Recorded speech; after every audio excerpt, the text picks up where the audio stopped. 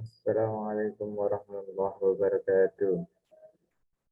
Kami dari kelompok ke-17 yang akan mempresentasikan pimpinan Muhammadiyah yang beranggotakan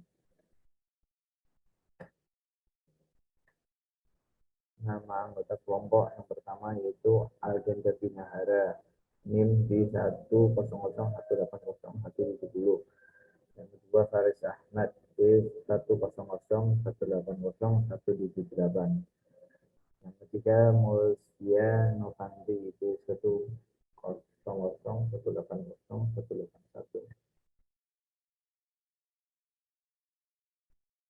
Kiai Haji Ahmad Dahlan.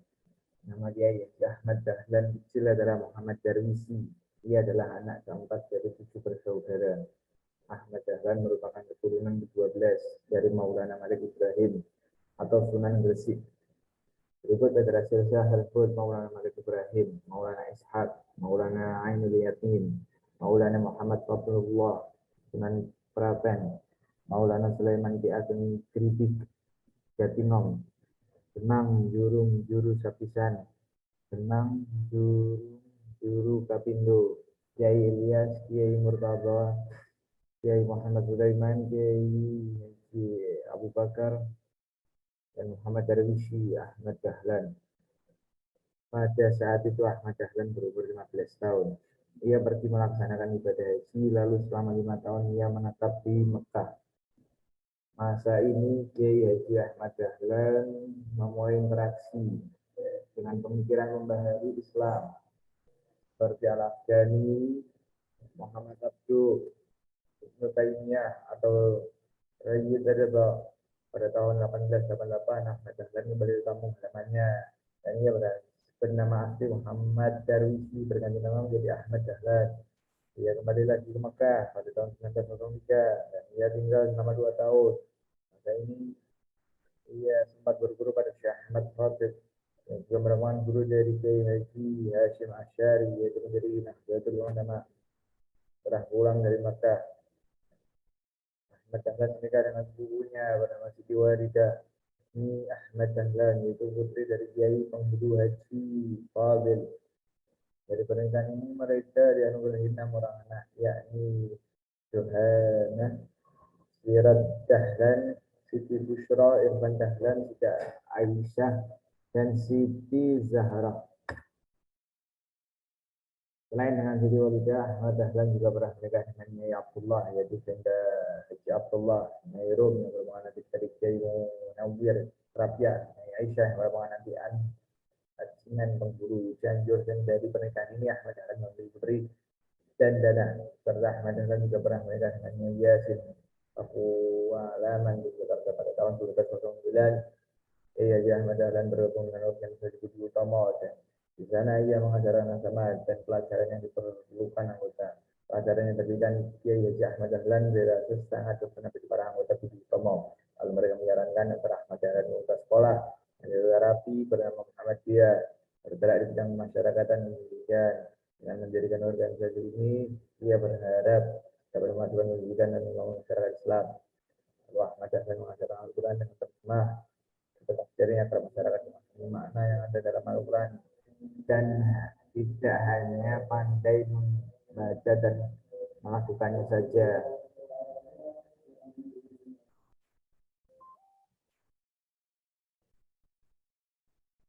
Pada bidang pendidikan, Dahlan mengubah sistem pendidikan pesantren pada masa itu, yang mendirikan sekolah-sekolah agama yang telah mengajarkan pelajaran umum dan juga bahasa Belanda. Bahkan ada sekolah Muhammadiyah seperti HIS, di Quran. Dia memasukkan pelajaran agama di sekolah umum pula. Ahmad Dahlan terus mengembangkan dan juga rumah yatim piatu. Pada bidang organisasi tahun 1918 dia mendirikan organisasi Aisyah untuk para kaum wanita, untuk para pemuda. Ahmad Dahlan untuk Pathfinder atau Pandu sekarang Pramuka bernama Hizbul Waton. Pada organisasi tersebut para muda belajar baris berbaris dengan genderang, memakai celana pendek, bertopi, berdasi untuk seragam yang mereka pakai dengan seragam pramuka sekarang. Pada saat itu karena semua pembaruan ini dalam Kiai Ahmad Dahlan agak menyimpang dengan tradisi. orang yang teror seperti rumahnya dari batu kotoran kadang bahkan saat dakwah di Banyuwangi Ahmad Dahlan dulu sebagai kiai palsu dan juga namun dengan penuh kesabaran masyarakat perlahan menentukan perubahannya dari orang Ahmad Dahlan.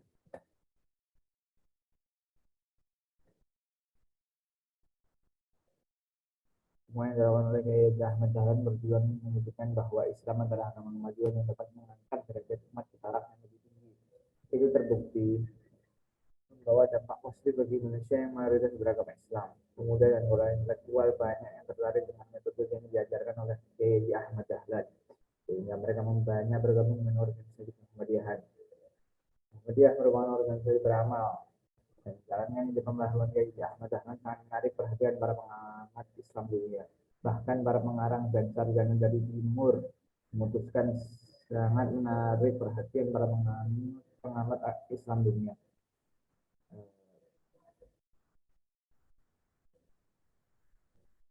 Dan pada Muhammadiyah Kiai Ahmad Dahlan banyak mendapatkan ilmu dari banyak kiai di berbagai bidang ilmu seperti Kiai Haji Muhsin di bidang ilmu tata bahasa nahwu atau sorof, Kiai Haji Muhammad Saleh di bidang ilmu fikih, Kiai Mahmud dan Syekh Kiai Ayyad di bidang ilmu hadis, Kiai Haji Raden Dahlan di bidang ilmu falak atau astronomi, Syekh Hasan di bidang pengobatan dan racun binatang, serta Syekh Amin dan Syed Bakri Satok di bidang ilmu Al-Quran. Yang kedua Kiai Haji Ibrahim. Kiai Haji Ibrahim lahir di Yogyakarta di Jumais 1874, meninggal di Yogyakarta di 13 Oktober 1932 pada usia yang ke-58. Dia adalah ketua umum Muhammadiyah yang kedua yang melanjutkan Kiai Haji Ahmad Dahlan. Kiai Haji Ibrahim adalah putra dari Kiai Haji Fadlil Rahmaningrat, seorang penghulu hakim negeri Sultan Yogyakarta pada zaman Sri Sultan Hamengkubuwono ke-8 ke-7, dan ia adalah adik kandung dari Nyai Ahmad Dahlan. Kiai Haji Ibrahim adalah ulama yang hafal Al-Quran, hafid di sini baca Al-Quran, qiraah, serta mahir dalam bahasa Arab. Pada periode kepemimpinannya, cabang Muhammadiyah banyak didirikan di berbagai tempat di Indonesia. Masa Ibrahim dilalui dalam asuhan orang tuanya yang diajarkan mengkaji Al-Quran sejak usia 5 tahun. Dia juga dibimbing memperdalam ilmu agama oleh kakak tertuanya sendiri, yaitu Kiai Haji Muhammad Nur.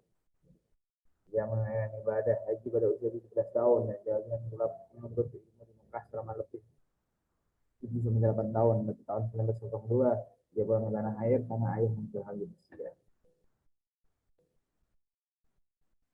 Tiba di tanah air dari menuntut ilmu di Mekah, Kiai Haji Ibrahim mendapat sambutan yang baik dari masyarakat dan banyak orang yang mengkaji kepadanya. Pengajian yang dikasih Kiai Haji Ibrahim masih dari Sorogan dan Weton. Sorogan adalah mengaji dan diajar satu persatu, terutama untuk anak-anak muda yang ada di Kauman pada saat itu.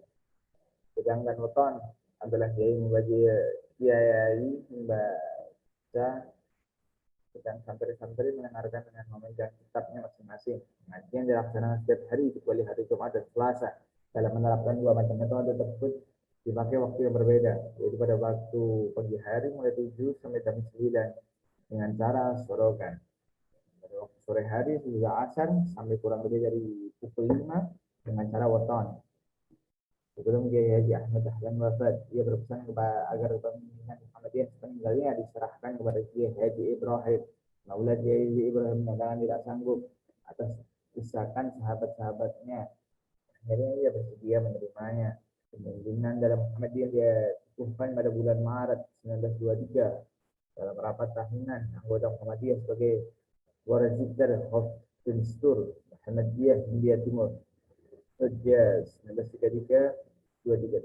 Kiai Haji Ibrahim termasuk seorang yang cerdas, luas wawasannya dalam ilmunya dan lisannya. Ia adalah seorang hafal, hafiz Al-Quran dan ahli qiraah.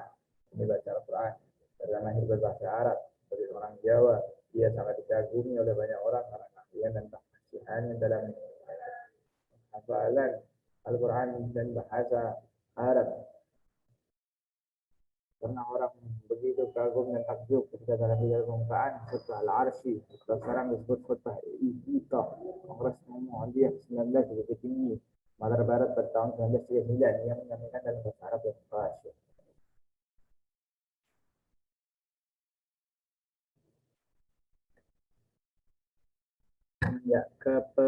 kepemimpinan Kiai Haji Ibrahim Muhammadiyah berkembang di seluruh Indonesia dan terutama terbesar tersebar di berbagai tempat Jawa dan Madura. Kongres-kongres mulai diselenggarakan di luar kota Jakarta seperti Kongres Muhammadiyah ke-15 di Surabaya, Kongres Muhammadiyah ke-16 di Pekalongan, Kongres Muhammadiyah ke-17 di Solo, Kongres Muhammadiyah ke-19 di Bukit Tinggi, yang ke-21 di Makassar, kedua-dua di Semarang pada tahun 1933, dan yang terakhir dalam periode kepemimpinan Kiai Haji Ibrahim. Dan berpindah-pindah tempat kongres tersebut, maka Muhammadiyah mengalami perkembangan yang sangat pesat.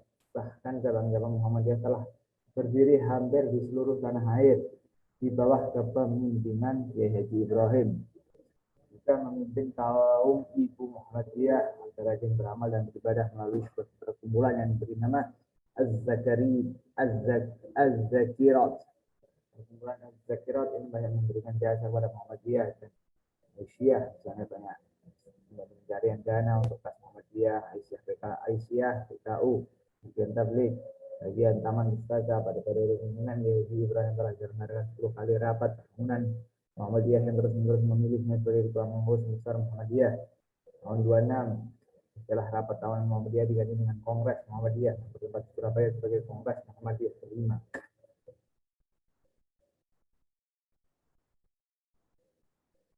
Selanjutnya Kiai Haji Hasyam, lahir di Kauman, Jakarta 10 November 1883, meninggal pada tahun 20 Mei 45, umur 61.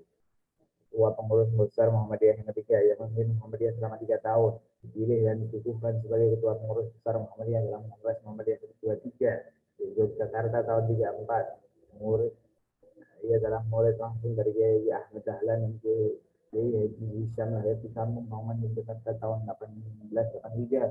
Pertama kali ia dipilih dalam Kongres Muhammadiyah ke-23 di Yogyakarta tahun 34.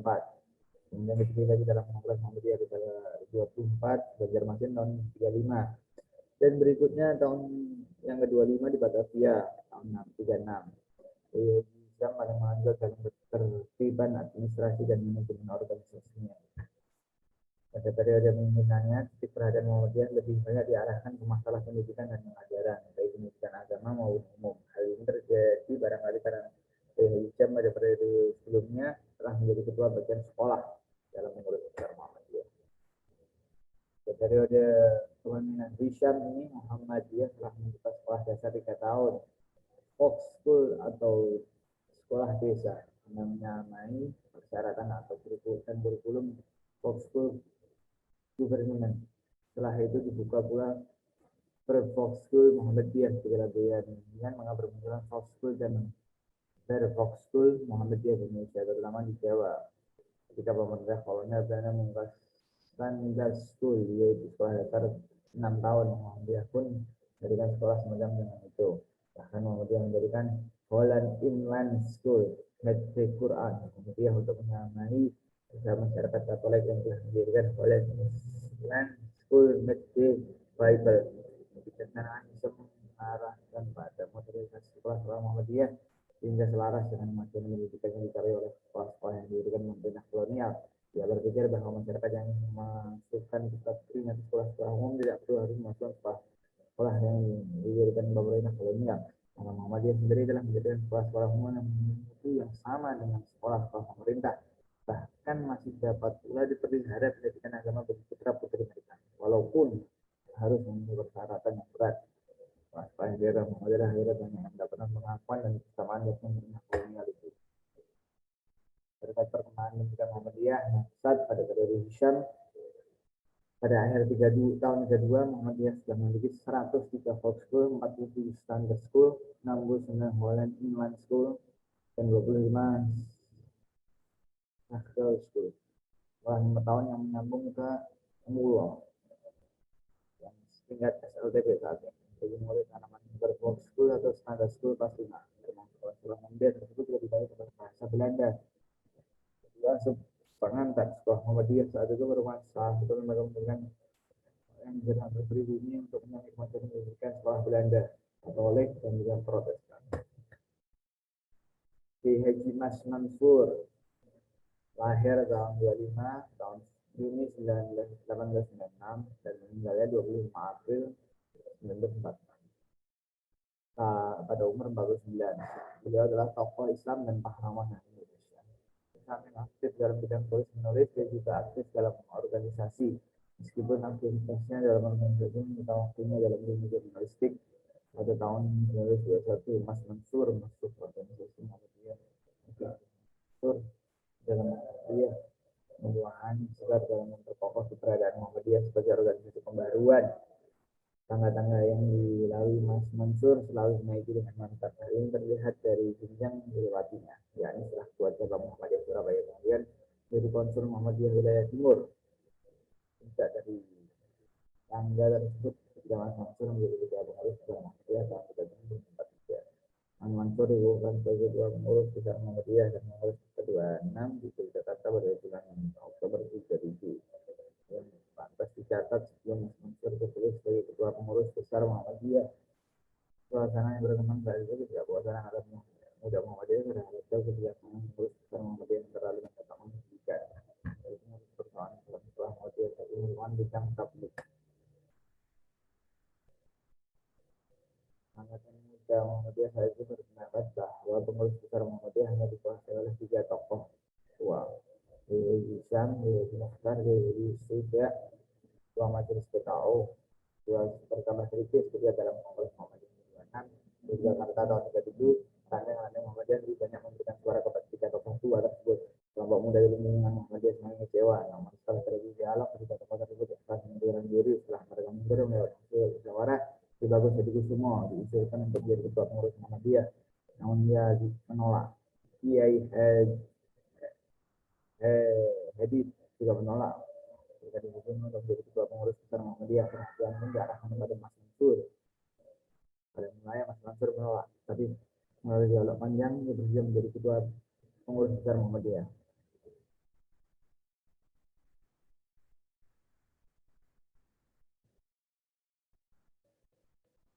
Terpilihnya Mas Mansur sebagai ketua pengurus besar Muhammadiyah meniscayakan untuk kerja di Jakarta bersama keluarganya. Untuk menopang kehidupannya, Muhammadiyah tidak memberikan gaji, makanya dia diberi tugas sebagai guru di madrasah Muallimin Muhammadiyah sehingga ia tidak punya penghasilan dari sekolah tersebut.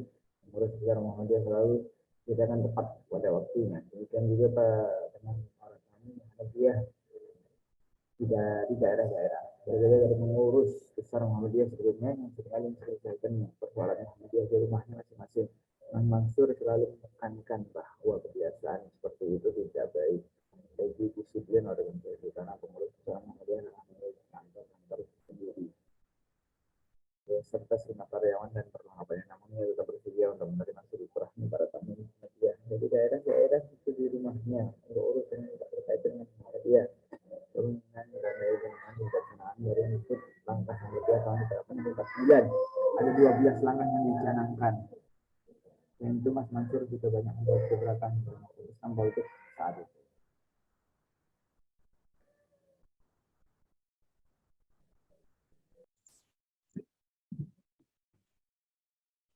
Selanjutnya adalah Ki Bagus Hadikusumo. Pahlawan perintis kemerdekaan nasional Indonesia ini dilahirkan di Kampung Kauman, Yogyakarta dengan nama Raden Hidayat pada 11 Rabiul Akhir 1038 Hijriah. Ia putra ketiga dari 5 bersaudara Raden Haji Lurah Hasyim, seorang abdi dalam putihan agama Islam di Keraton Yogyakarta. Seperti umumnya keluarga santri, Ki Bagus mulai memperoleh pendidikan agama dari orang tuanya dan beberapa kiai di Kauman. Setelah tamat dari sekolah Ongkoluru atau 3 tahun tingkat sekolah dasar, Ki Bagus belajar di pesantren Wonokromo Yogyakarta. Di pesantren ini ia banyak mengkaji kitab-kitab fikih dan tasawuf. Dalam usia 20 tahun, Ki Bagus menikah dengan Siti Fatmah, putri Raden Haji Suhud, dan memperoleh 6 anak. Salah seorang di antaranya ialah Jarnawi Hadikusumo, yang kemudian menjadi tokoh Muhammadiyah dan pernah menjadi orang nomor 1 di Parmusi. Setelah Fatmah meninggal, ia menikah lagi dengan seorang wanita pengusaha dari Yogyakarta bernama Mursilah. Pernikahan ini dikaruniai 3 orang anak. Ki Bagus kemudian menikah lagi dengan Siti Fatimah, juga seorang pengusaha, setelah istri keduanya meninggal. Dari istri ketiga ini ia memperoleh 5 anak. Sekolahnya tidak lebih dari sekolah rakyat, sekarang SD, ditambah mengaji dan besar di pesantren. Namun, berkat kerajinan dan ketekunan mempelajari kitab-kitab terkenal, akhirnya ia menjadi orang alim, mubalik, dan pemimpin umat.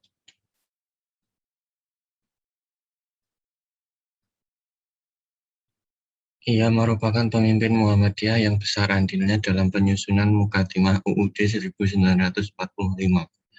Karena ia termasuk anggota Panitia Persiapan Kemerdekaan Indonesia atau PPKI. Peran Ki Bagus sangat besar dalam perumusan Mukadimah UUD 1945 dengan memberikan landasan ketuhanan, kemanusiaan, keberadaban, dan keadilan. Pokok-pokok pikirannya dengan memberikan landasan-landasan itu disetujui oleh semua anggota PPKI. Secara formal, selain kegiatan tabligh, Ki Bagus pernah menjadi Ketua Majelis Tabligh 1922, Ketua Majelis Tarjih, anggota Komisi MPM Hutbestun Muhammadiyah 1926, dan Ketua PP Muhammadiyah 1942 sampai 1953. Pokok-pokok pikiran Ahmad Dahlan berhasil ia rumuskan sedemikian rupa sehingga dapat menjiwai dan mengarahkan gerak langkah serta perjuangan Muhammadiyah. Bahkan pokok-pokok pikiran itu menjadi mukadimah anggaran dasar Muhammadiyah. Mukadimah yang merupakan dasar ideologi Muhammadiyah ini menginspirasi sejumlah tokoh Muhammadiyah lainnya. Hamka misal, mendapatkan inspirasi dari mukadimah tersebut untuk merumuskan dua landasan ide Muhammadiyah, yaitu matan kepribadian Muhammadiyah dan matan keyakinan dan cita-cita hidup Muhammadiyah. Ki Bagus juga sangat produktif dalam menuliskan buah pikirannya. Buku karyanya antara lain Islam sebagai Dasar Negara dan Akhlak Pemimpin.